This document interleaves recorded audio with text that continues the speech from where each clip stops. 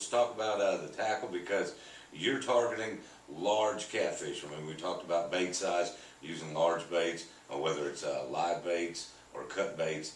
But I guess tackle is one of the things that people are going to need to know, especially if they're going to target larger species. So let's talk about your rod size, reel size, type of line we're going to be using, hook, rigging, so forth. Yeah, as I said earlier, when what we call trophy catfishing, it's anything 25, 30 pounds up to 100 plus pounds.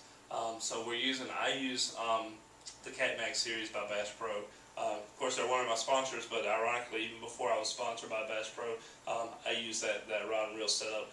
The Cat Max rod is about a medium heavy 8-foot rod. I use spinning tackle. A lot of people say, wow, why do you use spinning reels? But basically, you got to think about it. It's really just a beefed up, surf rod. And that rod has a light tip, but it has a lot of backbone. I've got one in here now, and you see it.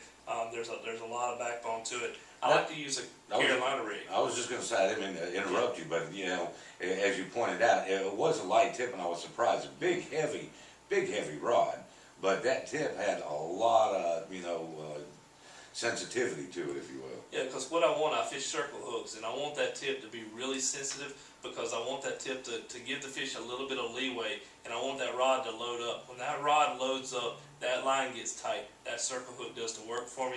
And if you touch the end of one of those Gamagatus, man, the business end are really sticky. So as long as that rod's loaded up, that tip gives the fish a little bit of play, and then it's kind of like the cartoons when the dog's on the chain and he goes chasing after foghorn leghorn, and then he realizes he's on the chain that snatches him back. Same difference with that rod. So I want to give him a little play on that rod to load up, and it does the work for me.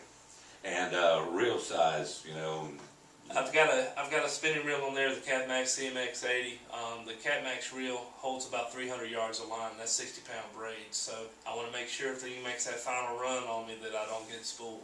All right, and we're using braid, so tell us the reason behind that.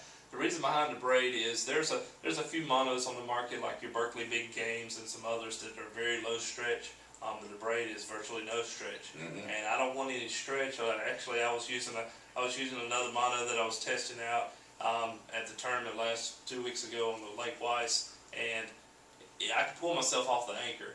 It was so strong, so the line wasn't breaking. I really liked that, but there was a lot of stretch in it. And I found I lost 2 or 3 fish in the 50-pound range because that line had so much stretch in it that the circle hook didn't set. And I wanted virtually no stretch, so that's why I used the braid. All right, and as far as the leader itself, mono leader? I want a fluorocarbon leader because that brings down the stretch to as low as I can. I want that leader to be about 60 to 80 pounds because the catfish inside its mouth, especially when it gets big, it's like 60 grit sandpaper. And I'm not going to lose a fish primarily because he breaks off, because he just tests the line and breaks it.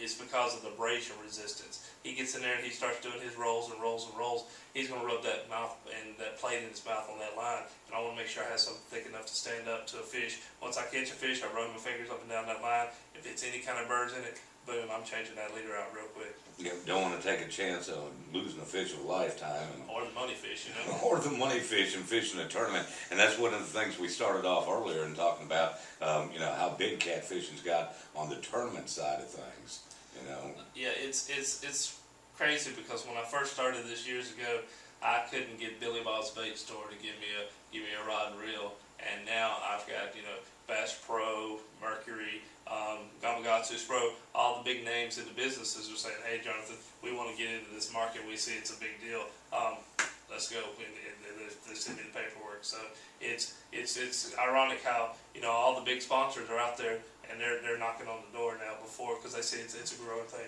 Sure. Well, we were talking about the rigging and so forth, and hardware in catching the catfish, and well, now we're down to the actual terminal tackle itself.